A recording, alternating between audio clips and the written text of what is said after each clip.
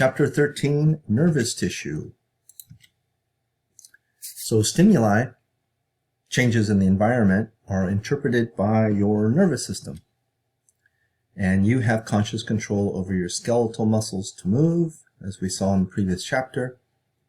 And smooth muscle and glands react involuntarily, meaning you have no control over them. Contraction and dilation, relaxation of the smooth muscle, and the activity of glands. Think of maybe your salivary glands. The endocrine system also acts to regulate your body through chemical signals referred to as hormones. The main difference, or a few differences, is the nervous system is a fast-acting control system of the body. For example, if you touch a hot stove, you're going to react quickly. The endocrine system responds much more slowly, in the sense that it takes time for the hormones to go through the body and affect cells and tissues throughout the body. But they are the two major controlling systems in the body, the nervous system and the endocrine system. So quick overview. Overall functions: providing information about internal and external environments. So the nervous system lets you know that it's warm outside, or the thing you just brushed up against is soft or smooth. And that sensory information, that stimuli, is sent into the central nervous system, interpreted by your brain. Internal environments. Let's say you have a drop in blood sugar, and then your brain interprets that, and you get the sensation of hunger. The nervous system will integrate information that is entering into the central nervous system, integrates and processes that information, and then coordinates output in the sense of voluntary output. For example, if a mosquito lands on your arm, you process that sensory input, you feel it bite you, you coordinate voluntary output, motor output, in the sense that your central nervous system sends a command to your skeletal muscles to swat the mosquito. Or involuntary outputs, involuntary motor outputs. Let's say you're hungry and you hear the ice cream truck coming down the street, you hear the little bell or the music, you interpret that, you're like, hey, ice cream truck, hey, I happen to be hungry. Involuntary motor output to your salivary glands to start them to produce saliva. Your mouth will start to water even before you actually start to eat the ice cream. Or your stomach will start churning, gurgling because of hunger. Right? Smooth muscle activity of the stomach, that's an involuntary motor output. And then control and regulate tissues and systems. As we'll see in this chapter and following chapters, the central nervous system controls and regulates tissues and systems, other systems throughout the body. So nervous tissue, one of the 4 basic tissues in the body, is comprised of neurons, also called nerve cells, like this neuron here, and what are called neuroglia, or glial cells. And these are the superabundant supporting cells, the neuroglial cells, that their main function is to keep the neurons healthy and happy and functioning properly. And then, by the way, in this picture, we can see this nucleus of a neuron and its cell body and these extensions. For the neuroglial cells, you really only get to see the nuclei. The rest of the cell is not really visible in many slides. Okay, let's look at the organization of the nervous system. There's 2 physical anatomical components or divisions. There's the central nervous system, brain and spinal cord in gray here.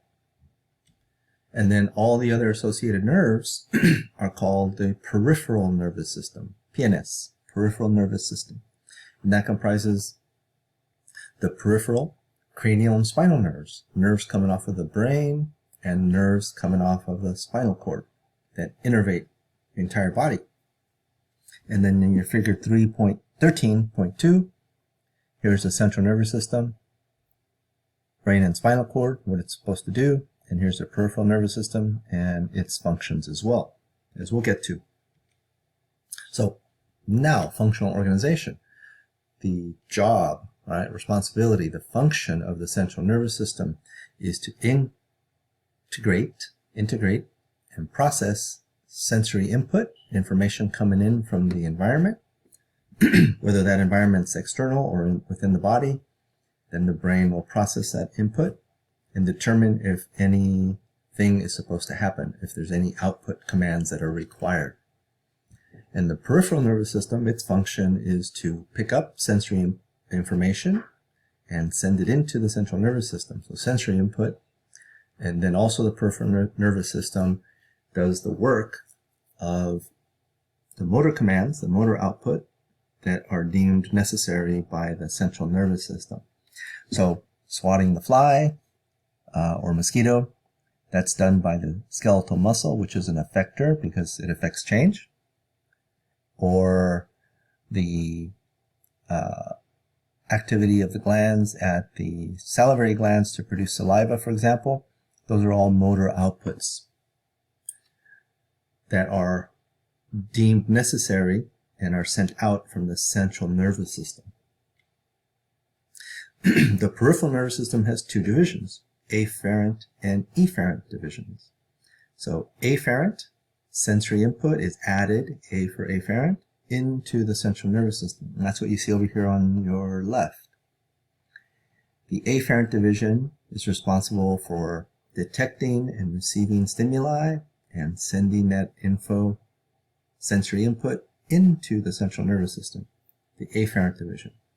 The efferent division, think of motor commands exiting the central nervous system via the efferent division. And the efferent division causes a change or an effect in the environment. So the effectors effect change. Skeletal muscle, smooth muscle, cardiac muscle, glands, adipose tissue in the sense of generating more fat storage or breaking it down to release energy. Okay? So effectors effect change. Receptors receive stimuli and send it into the central nervous system. So let's look at the afferent division, which is sensory, receives and carries sensory input into the central nervous system. For example, tactile, you feel some sandpaper, central nervous system receives that sensory input and determines that it's kind of rough and dry, maybe it's sandpaper. Olfactory, smelling coffee in the morning. Visual, you see that hummingbird out at the hummingbird feeder, for example. Okay? So these are all sensory receptors, structures that pick up sensory information and send it into the central nervous system.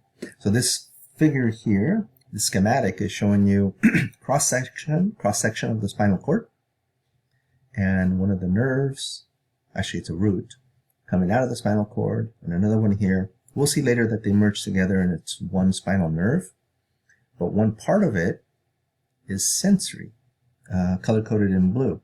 So sensory input coming into the central nervous system. Remember, the brain and spinal cord of the central nervous system. Anything outside of it, this root and or a nerve, is peripheral.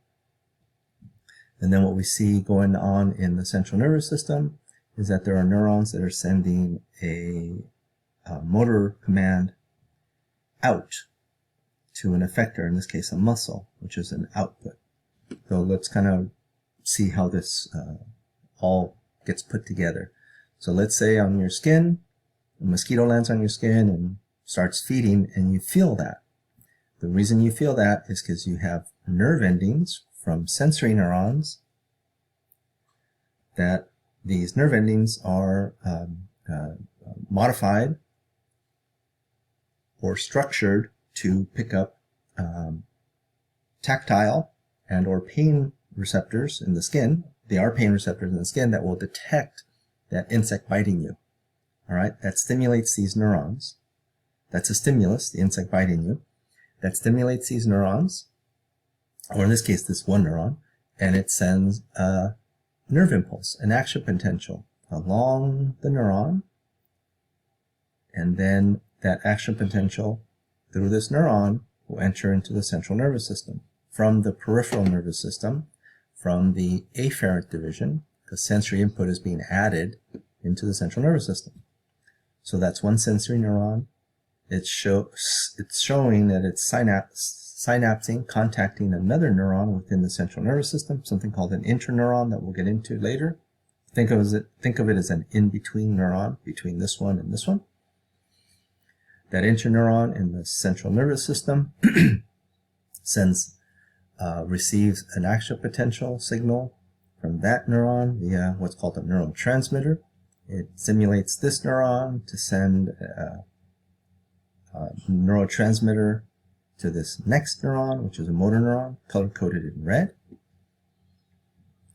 And in doing so, stimulates this motor neuron to generate an action potential, nerve impulse, and that shoots down this extension called an axon.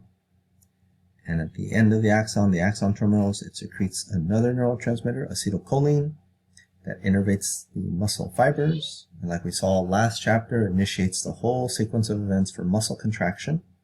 And since it's a skeletal muscle, it's under conscious control, and you try to swat that mosquito. And this happens very fast, milliseconds.